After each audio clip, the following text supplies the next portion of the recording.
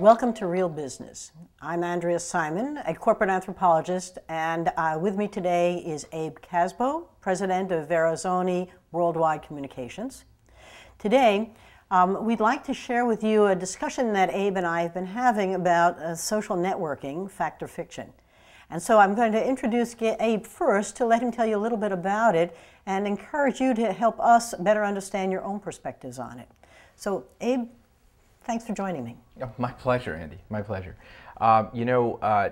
Social networking is all over the place. So, you turn on the business channels, you open up the, I don't even want to say the newspapers, right?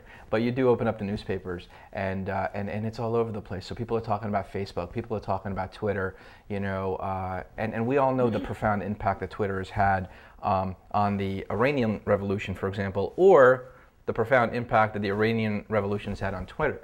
So, but businesses are still struggling to grasp what all of this means, and just like they were struggling to grasp what the internet meant about 10 years ago. And when I say by the internet, I'm talking about the web. So people were just starting to come on 10, 15 years ago and staking their claim. We're putting up websites. Well, what does that mean? We put up websites. So fast forward 15 years, now we've got Facebook, MySpace, Twitter, we've got Friendster, and you see all these things coming on, and businesses are positioning themselves. Coca-Cola is on, Dunkin' Donuts is on, Starbucks is on. What does this all mean? What does this all mean? So what I'd like to talk about is how businesses can take advantage, how online reputations are really your reputation, and at the end of the day, what we're talking about here is not necessarily social networking, because I'm not sure who relegated the term social networking to the internet, because I think what we're doing right now, you and I, Andy, we're social networking, right? But how is the internet, how are people using the tools of the internet to connect? And then how are businesses using those tools to connect with those people? Well, Abe, the question that you're raising, whether you and I are social and networking right now or not, you're raising a really fundamental question about people. And as an anthropologist, we always studied what humans did and their culture, and we used to sit around the campfire. And that's where things were passed along, traditions were protected, and the stories that we told are part of the heritage as well as the perception of the future, and that's how young children were raised. So now, to your point, what's different about the internet, and why are people so disturbed by it, and why is Facebook and Twitter so interesting, both for business and society? Well, Facebook and Twitter, to me, are all about me. Right? So it's my own reality show in a lot of ways. So it's about what's relevant to me. And what's relevant to me and what's relevant to my friends is, and being aggregated in one space is pretty darn interesting. Right? And so I can not only put up my photos, but I could share my opinions about particular products or services. Okay? There's a whole political angle to this, as we all know. So it's all about the relevancy of the audience and being able to say, you know what, this is what's happening in my world. So businesses have to kind of step back and say, okay, now how do I partner with these particular folks who are my customers to let them proselytize for me or let them engage in a discussion about my product? Well, you're raising some really very, very interesting questions, because rather than see it as a new world that's going to go back to the old gone, and so what does this all mean? So I was fascinated. Twitter has Twitter moms with 16,000 moms who are tweeting. And so Lands' End wanted to reach out to them about bathing suits, and I think it was last April. They had a whole day where they had 2,500 or 3,000 tweets going on an hour about Lands' End and how you buy the best bathing suit. The moms engaged in it because they wanted to.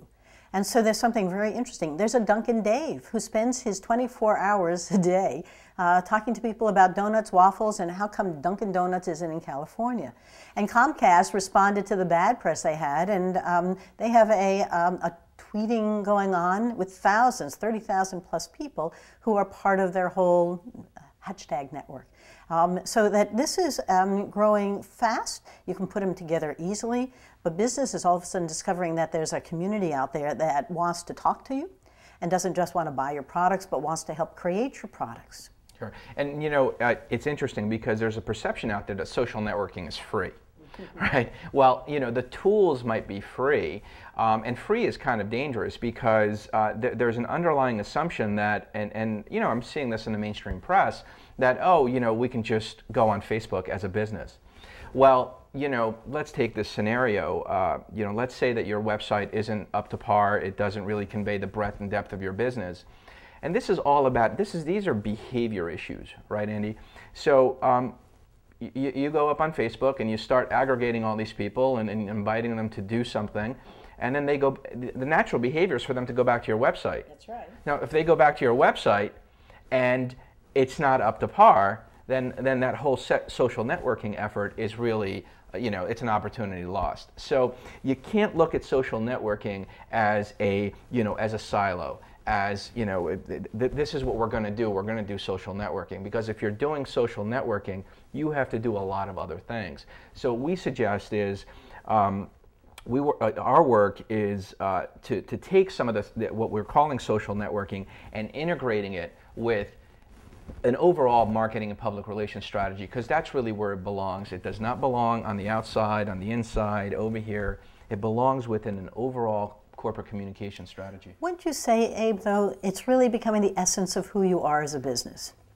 It isn't a sidebar to it, it isn't an ad that you create from a branding perspective. And you know, when you talk about branding, it really is an essence of who you are. It's a big story about why you. And in fact, brands, and the old brands, are beginning to lose value, because in the world of Google, who comes up first may not be the brand, it may be the one who Googles best.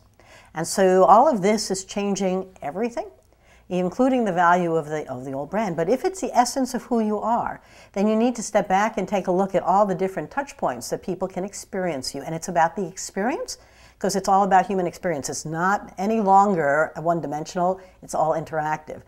Abe, I'm sure you're beginning to see this with businesses as well, where they're beginning to think their entire experience and their identity and the essence of who they are in a completely new way. You know, Andy, it's not, you're absolutely right. It is about the entire experience. So there's really no separation between the online world and the offline world. It's really our world. And so the internet's really become yet another tool to reach customers, expand markets, and grow business. I want to thank you for joining me today. The conversation has really been as interesting as it always is. And I want to thank you for joining Real Business. It's always a pleasure. We have a variety of ways you can communicate with us. You can tweet us, you can IM us, you can go on our blog and comment, but we'd love to hear from you and collaborate with you. Thanks again for joining Real Business.